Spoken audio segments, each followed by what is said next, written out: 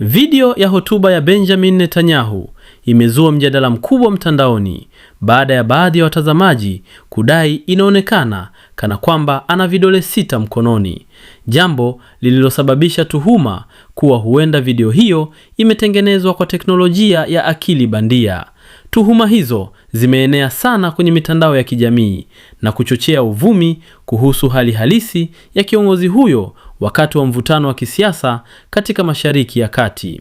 Wachambuzi wanasema matumizi ya deepfake na taarifa zisizo sahihi yanaweza kuwa silaha mpya katika vita vya kisaikolojia, hasa wakati wa migogoro ya kimataifa, kwani yanaweza kusababisha mkanganyiko na hofu kwa umma. Wakati huo huo, maafisa wa Iran wamedai kuwa kiongozi huyo wa Israel amefariki na kwamba video zinazoonekana hadharani zinatumia teknolojia ya AI kumwonyesha kana kwamba bado yuko hai, madai ambayo hayajathibitishwa na vyanzo huru.